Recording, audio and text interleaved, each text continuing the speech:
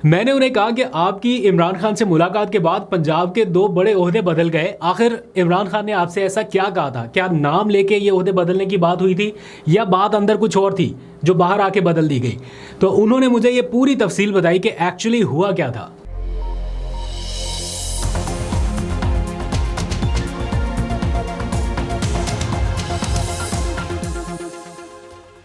बिस्मिल्लाहिर्रहमानिर्रहीम, अस्सलाम वालेकुम। पाकिस्तान और दुनिया भर में देखने और सुनने वालों को अब्दुल कादिर का सलाम। पाकिस्तान में 31 अक्टूबर की रात है और आज का रनडाउन काफ़ी लंबा होने वाला है क्योंकि बहुत ज़्यादा खबरें हैं बैक टू बैक और कुछ ऐसे फैक्ट्स हैं जिनके बारे में बाहर कुछ बताया जा रहा है, लेकिन एक्चुअली सूरत हाल क्या थी वो सारी आपके सामने रखनी है ताकि आप लोगों को एग्जैक्ट पता हो कि मामला है क्या। दूसरी जानिब नए वज़ीर आला की काबीना ने हाल्फ उठा लिया है, उसमें कौन कौन लोग शामिल हुए हैं उसके ऊपर भी काफ़ी बातें हो रही हैं, तफसील से ज़रा जिक्र करेंगे। और फिर न्याजी लॉ का चर्चा है, इन दिनों एक नई टर्म मुतारिफ़ करा दी गई है। इमरान खान के जो ओपोनेंट है वो कह रहे हैं कि मुल्क में न्याजी लॉ जो है वो मुतारिफ़ कराया गया है और मामला तो उसके पेश नज़र KPK में चलाए जा रहे हैं। खैर, इसके ऊपर भी तफसील से बात करते हैं। और इसी दौरान वज़ीर आज़म शहबाज शरीफ ने एक बार फिर सुहेल आफरीदी साहब को पेशकश किया है कि उम्मीद है कि वो मेरी पहले से दी गई पेशकश का खैर मकदम करेंगे और साथ मिलके चलेंगे।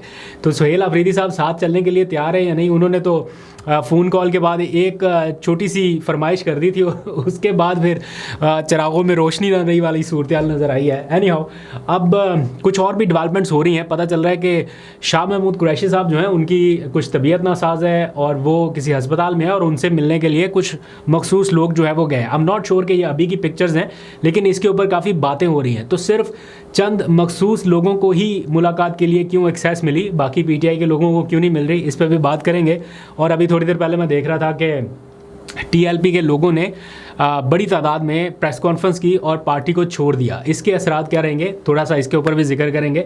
लेकिन दो ऐसी चीज़ें हैं जो आपके जानने के लिए हैं और उसके ऊपर बहुत ज़्यादा लोगों ने सवालात भी पूछ रखे हैं और बहुत ज़्यादा कम्युनिकेट भी कर रही है ये सोशल मीडिया के ऊपर चीज़ें।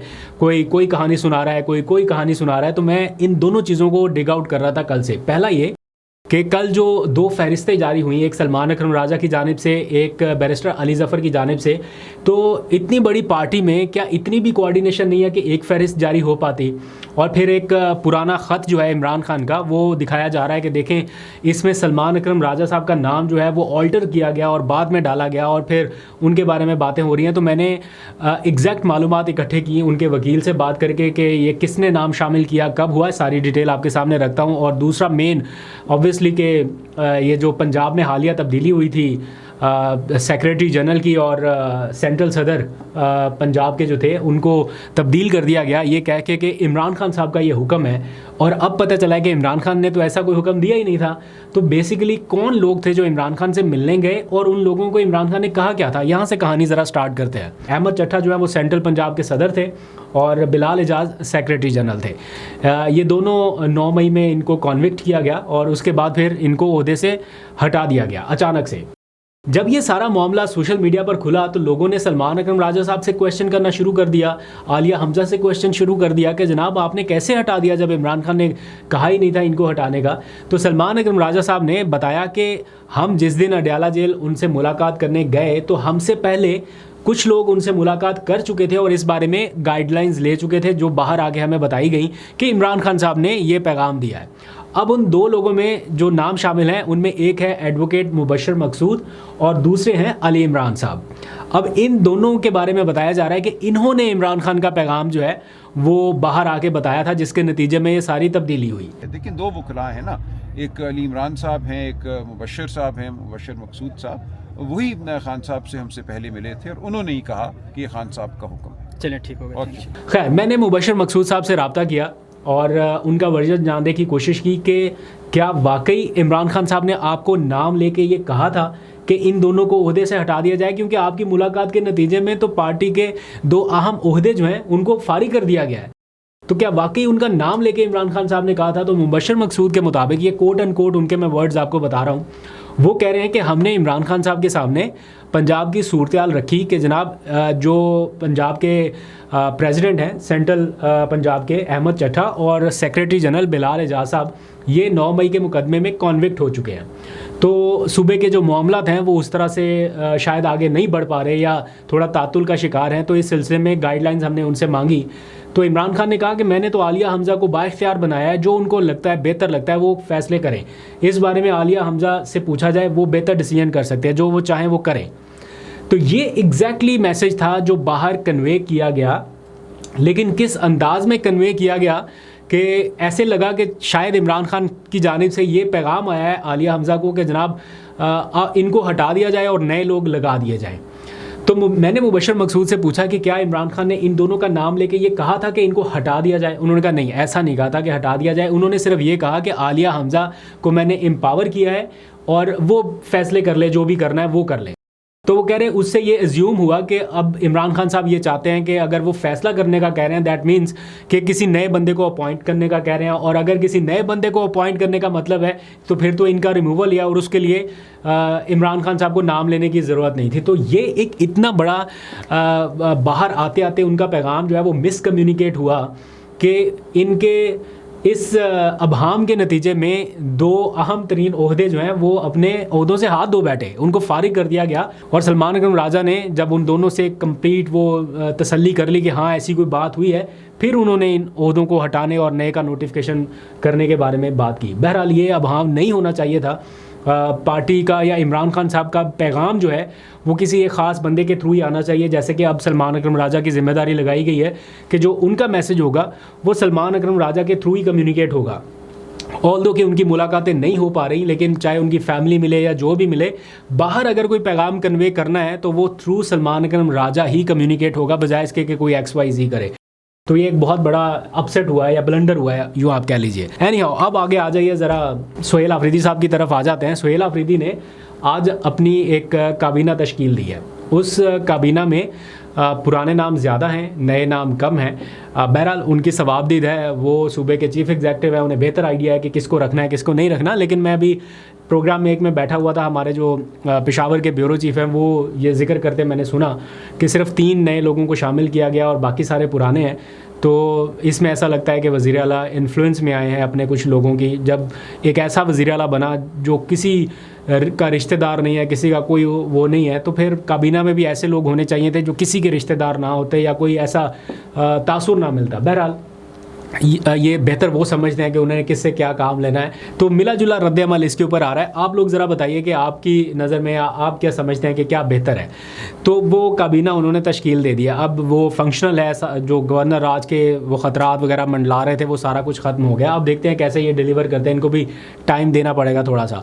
मीनवाइल क्या है कि वज़ीर आज़म शहबाज शरीफ साहब ने एक ख़िताब किया और उसमें उन्होंने कहा कि सुहेल आफरीदी साहब वज़ीर आला मुंतखब हुए, तो मैंने उनको फ़ोन किया, उनको मुबारकबाद दी और मैंने उन्हें कहा कि सूबे के मफाद में मिल के साथ चलते हैं।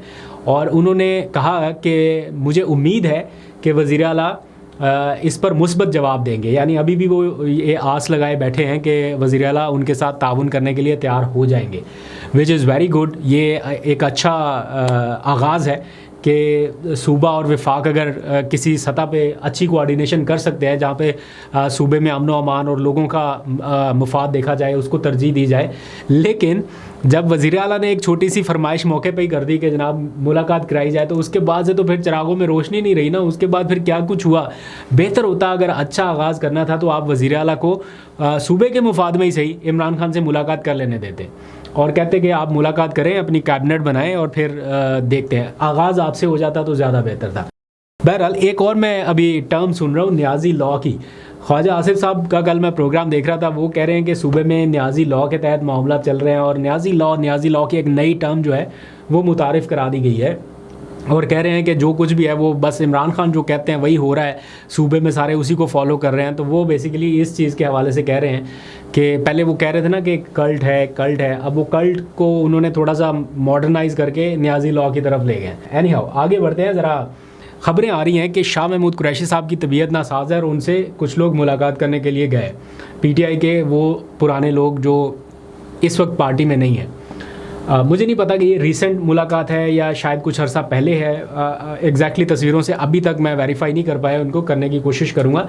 लेकिन फवाद चौधरी साहब का मैंने ट्वीट देखा, उसमें वो कह रहे हैं कि शाह महमूद कुरैशी साहब की तबीयत नासाज हुई और अगर पुराने लोग उनसे मिल रहे हैं तो किसी को क्या एतराज़ है। बहुत अच्छी बात है, पुराने लोग मिल रहे हैं, जो पार्टी के नए लोग हैं इनको भी चाहिए मिलना। लेकिन असल चीज़ है एक्सेस किसके पास है, कितनी आसानी से एक्सेस मिल सकती है, क्या हर कोई जाके उनसे मुलाकात कर सकता है या नहीं कर सकता।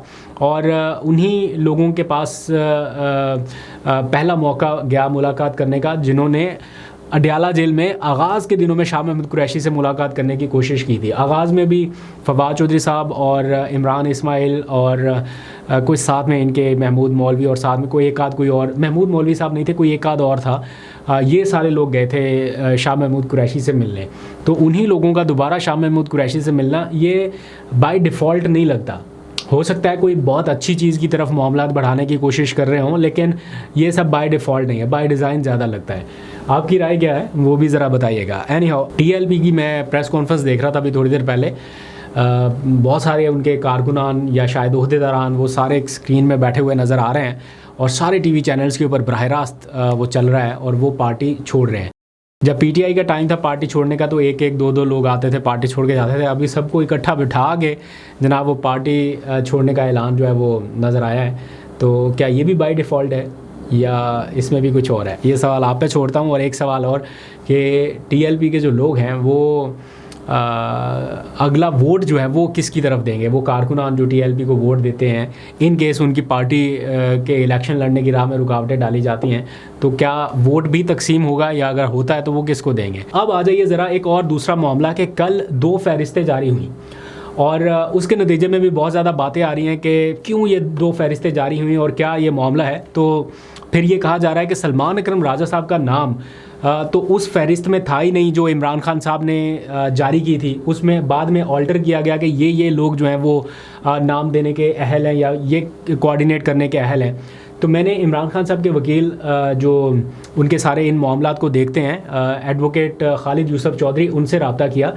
उन्होंने बताया कि 1 अक्टूबर को इमरान खान साहब की जानिब से एक फहरिस्त जो है वो जज साहब के सामने पेश की गई, सेंट्रल स्पेशल कोर्ट के जो जज हैं उनके सामने, और उन्हें कहा गया कि ये 3 लोग, उनमें नाम उन्होंने लिख दिए कि हामिद खान, अली ज़फ़र और बैरिस्टर गौहर, ये 3 नाम हैं जो मेरी मुलाकातों की कोऑर्डिनेशन कराने के अहल होंगे या ये नाम देने के अहल हो सकते हैं। उस मौके पे सलमान अकरम राजा मौके पर मौजूद नहीं थे। एडवोकेट खालिद यूसुफ चौधरी की ज़ुबानी बता रहा हूँ, ये बहुत नॉन कंट्रोवर्शियल सा बंदा है और बहुत सही आदमी है। मुझे ऐसा लगता है कि पार्टी के साथ और इमरान खान के लीगल मामलात को देखने के हवाले से इसकी कोई वो साइड नहीं है कि इसके कैंप का है या उसके कैंप का है। तो मुझे लगता है कि ये बात ठीक बता रहे होंगे। तो उन्होंने बताया कि सलमान अकरम राजा उस मौके पर प्रेजेंट नहीं थे, लेकिन बाद में इमरान खान साहब ने हमें हिदायत की कि सलमान अकरम राजा का नाम भी डाला जाए इसमें। तो फिर मौके पर सलमान अकरम राजा का नाम वहाँ पर लिखा गया और फिर वो फहरिस्त जज साहब के सामने रखी गई। जज साहब ने उसके ऊपर अपनी स्टैंप लगाई और फिर वो फहरिस्त अडयाला जेल के सुपरिटेंडेंट को दी गई कि ये 4 लोग जो हैं वो अहल हैं इमरान खान की मुलाकातों के हवाले से फहरिस्त देने के लिए। तो अगर कोई कह रहा है कि अचानक अलीमा खान ने सलमान अकरम राजा का नाम डलवा दिया या ये अचानक कुछ हो गया इन्हीं 2-4 दिनों में, तो ऐसा नहीं है, ये पहले से चलता आ रहा है मामला। इसी के पेश नज़र बैरिस्टर जो वो है अली ज़फ़र साहब, वो फहरिस्त देते थे, हर हफ्ते दे रहे थे, मुसलसल ये सिलसिला चलते आ रहा था। तो सलमान अकरम राजा या बैरिस्टर गौहर को ज़रूरत नहीं थी कि वो इसमें कोई इंटरफेयर करते या नाम देते। लेकिन जब सुहेल अफरीदी ने मामला इस्लामाबाद हाई कोर्ट के सामने रखा कि मुलाकात नहीं हो रही और ये हो रहा है वो हो रहा है, तो इस्लामाबाद हाई कोर्ट ने सलमान अकरम राजा को ऑथराइज़ किया और कहा कि जो नाम सलमान अकरम राजा दें आप उनकी मुलाकात कराएं। अडयाला जेल के सुपरिटेंडेंट को कहा। तो इस मौके पर सलमान अकरम राजा ने ज़रूरी समझा कि अब वो अपने नाम के साथ या अपने दस्तखत के साथ एक फहरिस्त दें। लेकिन यहाँ पर जो फैक्ट है वो बयान कर देना चाहिए कि सलमान अकरम राजा और बैरिस्टर अली ज़फ़र की आपस में कोई बहुत ज़्यादा अच्छी कम्युनिकेशन नहीं है। इतनी बड़ी पार्टी है, उसमें इख्तलाफात चल ही रहे हैं, साथ साथ चल रहे हैं, ये बाहर नहीं आने चाहिए, लेकिन वेरी अनफॉर्चुनेट है कि ये आ रहा है सारा कुछ। तो सलमान अकरम राजा साहब ने व्हाट्सएप पे बैरिस्टर अली ज़फ़र साहब को वो अपना फहरिस्त भेज दी कि मैं अडयाला जेल में ये फहरिस्त दे रहा हूँ, चूँकि अब अदालत का ऑर्डर है कि मेरे जो लिस्ट दी होगी उनकी मुलाकात होगी। लेकिन जो बैरिस्टर अली ज़फ़र साहब हैं वो कह रहे हैं कि मुझे इमरान खान साहब ने ऑथराइज़ किया है लिस्ट देने के लिए, तो इसलिए उन्होंने अपनी लिस्ट भी दे दी। आपस में कोऑर्डिनेशन नहीं की, उन्होंने अपनी लिस्ट दे दी, सलमान अकरम राजा ने अपनी लिस्ट दे दी। तो ये जो एक इतनी बड़ी पार्टी में ये छोटी छोटी चीज़ें हैं, ये इतनी बड़ी कन्फ्यूजन पैदा करती हैं कि उससे फिर मायूसी पैदा होती है वर्कर्स में कि हम किस तरफ जा रहे हैं, हमारा कॉज क्या है और यहाँ पर जो पार्टी के बड़े हैं वो क्या करते फिर रहे हैं। तो मेरा ख्याल है इनको इस मामले पर अपनी जो को थोड़ा बहुत अगर मामलात आपस में गड़बड़ भी हैं तो उनको सेट करना चाहिए। अभी तक के लिए इतने ही। अपना बहुत सा ख्याल रखिए। अल्लाह हाफिज़।